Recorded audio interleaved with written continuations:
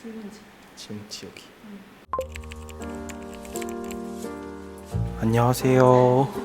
저는 최영준이라고 하고요. 하는 일은 지금 광명에서 액자를 만드는 일을 하고 있습니다. 그리고 저를 소개하는 단어는 좀 긍정적이다, 좀 밝고 웃음이 많은 아이라고 소개하고 싶네요. 그리고 현재 마음가짐은 지금 제가 살고 있는 지금 이 순간을 되게 열심히 살아보자라는 마음을 갖고 있습니다. 안녕하세요. 저는 박혜인이고 지금 하는 일은 이제 온라인 몰에서 일하고 있습니다. 현재 마음가짐은 낭만 있게 살자라는 마음가짐으로 살고 있습니다.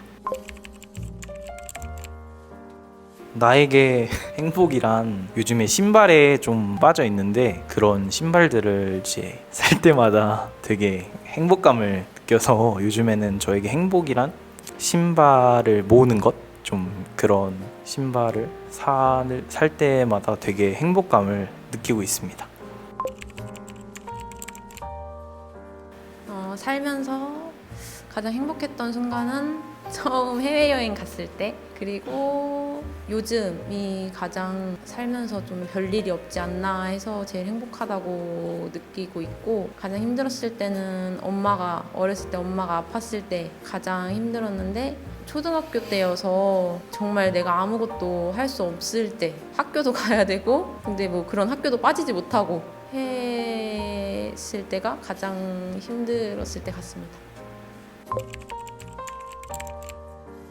2년 전에 나는 남들과 있을 때랑 나 혼자 있을 때랑 제일 달랐을 때가 아닌가 생각이 들었어요. 그 앨범을 봤는데 이제 그 당시에 직장 동료들이랑 같이 찍었던 사진이 굉장히 많은데, 좀 평소에 셀카를 찍는 걸 엄청 좋아하는데도 그 당시에는 셀카 찍어둔 거는 거의 없더라고요. 그래서 그때는 막 일로서도 엄청 잘 되고 동료들이랑 사이도 너무 좋았어가지고 직장에 가면은 항상 행복한 모습이나 남들 앞에 있을 때는 항상 자신감 있는 모습만 보여주고 좀 신나는 모습만 보여줬었는데, 이제 혼자 있을 때는 또 다음 성과에 대한 압박이나 부담감 때문에 너무 예민해져 있을 때여가지고 남들과 있을 때랑 나 혼자 있을 때 모습이 가장 다를 때가 아니었나 라는 생각이 들었어요. 지금 저에게 조금 순간에 최선을 다하고 있나, 좀 열심히 살고 있나 라고 물어보고 싶은데, 제가 좀 열심히 살아보고 싶다는 생각만 했던 것 같아서 지금 이렇게 저에게 물어볼 기회가 생길 때 한번 넌지시 더 물어봐서 조금 더 그런 거를 상기시켜 주고 싶어서 그런 말을 하고 싶었습니다. 저는 지금 나에게 질문을 한다면 당신의 시간은 어떻게 흘러가고 있나요? 라는 질문을 하고 싶었어요.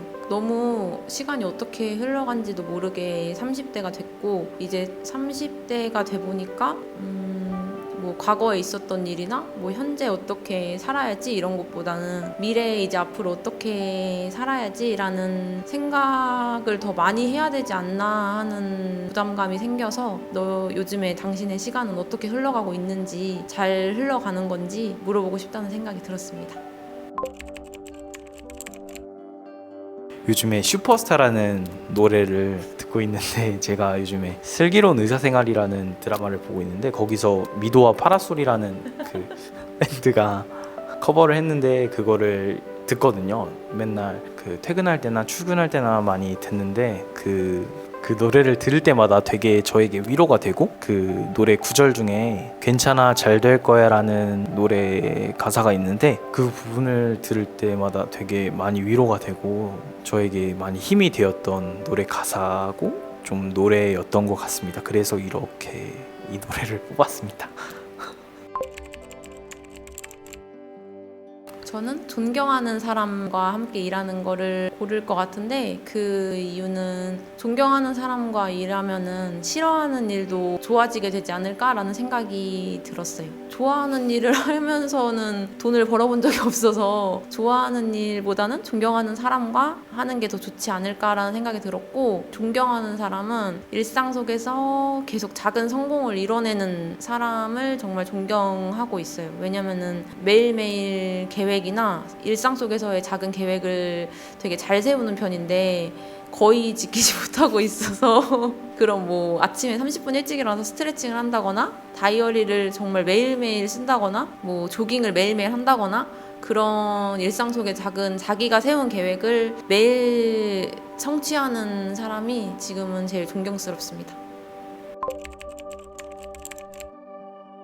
저는 제가 감사하는 거는 지금 돈을 벌 수 있다는 것과 사진 찍는 거를 좋아하는 것 그리고 바뀌어가는 계절에 이제 민감하게 반응한다는 게 제일 감사하고 있는데 아까 자기소개할 때도 말했듯이 항상 낭만 있는 삶을 살자고 다짐하고 생각하고 있는데 좀 일상이 바빠지거나 몸이 힘들어지거나 하면은 그거를 이뤄내기가 좀 힘든 것 같아서 여름이라 그런 푸르른 거 보러 다니고 저녁에는 노을 보러 다니고 그리고 예쁜 거 있으면은 그 공간에서 사진도 남기고 이런 거를 좀 아직까지는 귀찮아하지 않고 좋아하는 거에 대해서 항상 감사하게 생각하고 있습니다.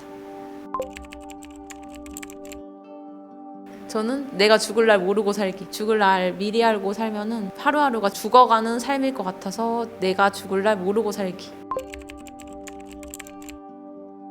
저는 고민이 있을 때 편하게 고민 상담이나 그냥 편하게 볼 수 있는 친구 같은 사람으로 기억되고 싶어요. 제가 친구들이나 뭐 되게 다른 사람들이랑 말하는 걸 되게 좋아하는데 그 친구들 고민 들어줄 때도 기분이 좋고 뭐 그래서 그냥 다른 사람들이 저를 편하게 대해줄 때 뭐 그럴 때 그냥 그래서 그런 사람으로 기억되고 싶었던 것 같습니다.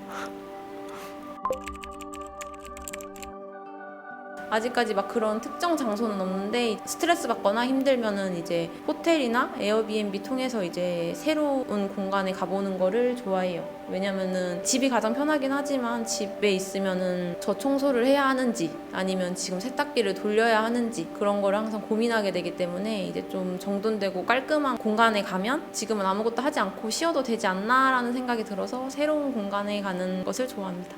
저는 다른 공간은 없는데 노래 듣는 거를 되게 좋아해서 힘들고 좀 우울할 때마다 이어폰으로 노래를 듣거나 헤드셋으로 노래를 듣는 거를 되게 좋아해서 저는 그거를 저만의 공간이라고 말하고 싶네요.